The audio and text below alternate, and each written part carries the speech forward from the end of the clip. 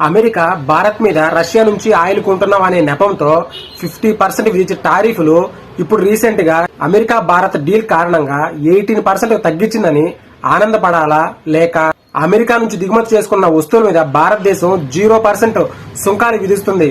దీనివల్ల భారత్ కి లాభం మాట పక్కన పెడితే విదేశీయ వ్యవసాయ ఉత్పత్తులు భారతదేశంలోకి వస్తే స్వదేశంగా ఉన్న రైతులు పరిశ్రమలకు వెన్నువిరిచినట్లు అవుతుంది కదా. అప్పుడు భారతదేశ 140 కోట్ల మంది జనాభా అమెరికాకి వినియోగదారులు అవుతారు గాని దానివల్ల అమెరికాకి లాభం ఉంటుంది కానీ భారతదేశం ఒరిగేదేముంది. ఇప్పుడు కొంతమంది అనుకోవచ్చు 18% టారిఫ్ల వల్ల భారతదేశ ఎగుమతులు పెరుగుతాయి, రూపాయి వాల్యూ స్టేబుల్ గా ఉంటుంది, స్టాక్ మార్కెట్లు బూస్ట్ అవుతాయి అనుకోవచ్చు.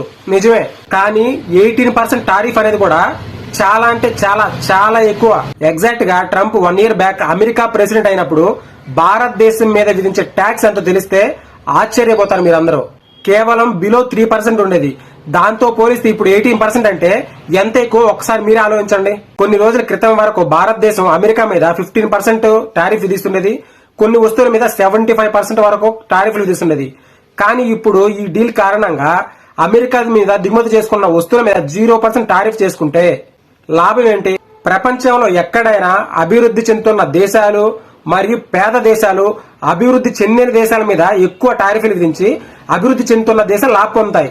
కానీ ఈ డీల్ కారణంగా అమెరికా వస్తువుల మీద భారతదేశం క్రమంగా 0% టారిఫ్ విధిస్తాము, కానీ అమెరికా మటుకు భారతదేశ ఎగుమతుల మీద 18% టారిఫ్ విధిస్తుంది. ఇదెక్కడ న్యాయం? అసలు ఈ డీల్ ని భారతదేశం ఎందుకు అంగీకరించింది? ఈ డీల్ వెనక ఎవరు ప్రయోజనాలు దాగి ఉన్నాయి? కానీ ఈ విషయంలో అమెరికాకు ప్రధాని మోడీ గారు తలంచారా?